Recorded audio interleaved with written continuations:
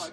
Yes. It's a 2-for-1 day. Oh yeah, a little more interesting. So, on President Trump and on delivering real tangible results, as you alluded to last night with your new era, as Maria Torres Springer just said, how do you balance, or have you given thought to balancing combating President Trump and not getting lost in that fight to where you are not delivering the campaign promises?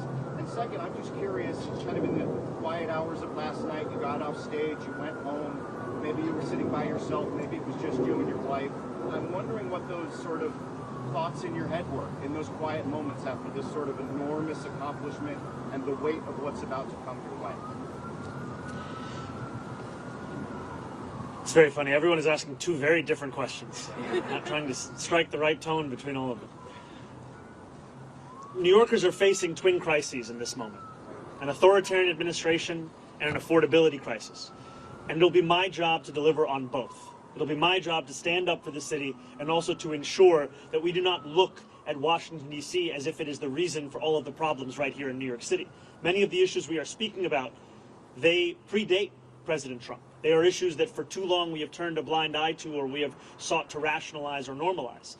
And what I'm so excited by in looking at these incredible women who will be leading our transition is a track record of being able to handle multiple crises at the same time. Crises which so often for others might be the only focus. For so many of the people on this stage, they were one of many. And these are the crises of cost, these are the crises of conviction, these are the crises that have come to describe much of our politics. And I find immense confidence in the fact that we are already building a team that has shown its ability to deliver and that will continue to show that over the next 57 days and beyond. I cannot tell you that I had many quiet moments between last night and this morning, but some things that I have been left with, whether it was in sitting with my wife or with close members of my team without whom none of this would have been possible, is the sense of hope that New Yorkers have. When I left the venue yesterday evening, there were hundreds of New Yorkers waiting outside. And so many of them were young New Yorkers.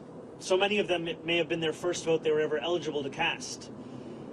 And in their eyes and in their shouts and in their screams, I heard the potential for what our politics could be.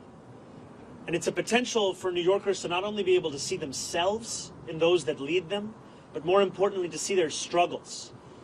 And just before this, I heard from an immigrant rights advocate who said that the moment that made her whole in the speech that I shared was when I spoke about this city as being one that was built by immigrants, that was powered by immigrants, and now that will be led by an immigrant. I think for too long, many New Yorkers have been told that there are only places in the shadows. And it is incredibly exciting to stand here alongside these leaders to embrace the light that the future will hold for all of us in this city. Yes. Thank you very much. Gracias.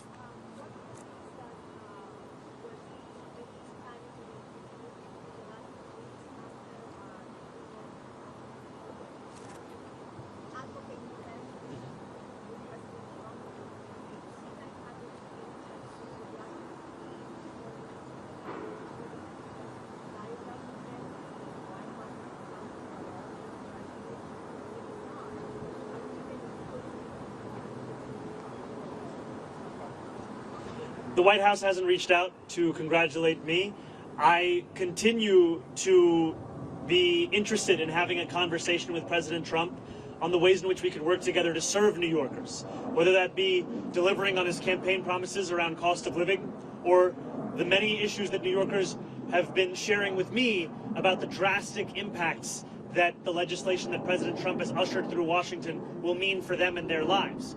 Too often we understand these impacts solely at an individual level, but if we just speak a little bit more about SNAP benefits, these are not just affecting the close to 2 million New Yorkers who are on SNAP, these also affect the grocery stores across our city. There were a number of mom and pop owned grocery stores that spoke to me about the fact that in the Bronx, SNAP revenues make up more than a quarter of all of their revenue. And this has the impact of decimating their ability to keep their doors open. And so I look forward to having those conversations and to making clear that if there is ever anything to be spoken about that could benefit the people of the city, I am ready and willing to speak to anyone about it. But if it is a conversation to come at the expense of those people, then I will fight that idea tooth and nail, because my job is to serve this city.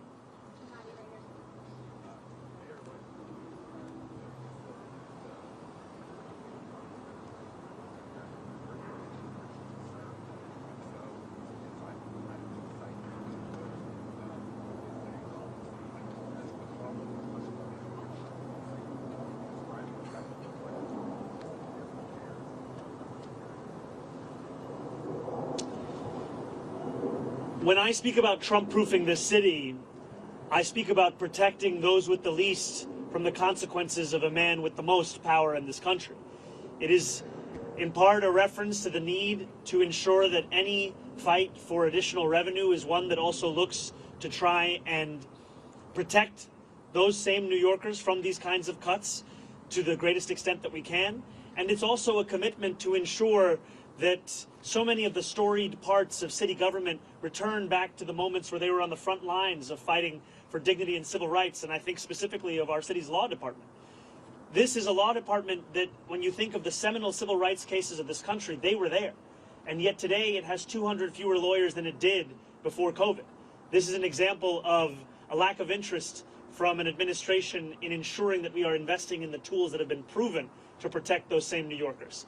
And I will not mince my words when it comes to President Trump. I will continue to describe his actions as they are, and I will also always do so while leaving a door open to have that conversation, because it cannot be understood as if it is an argument between two individuals. I am looking to lead this entire city, and everything that I do must be to the benefit of this city, and I look forward to delivering for that same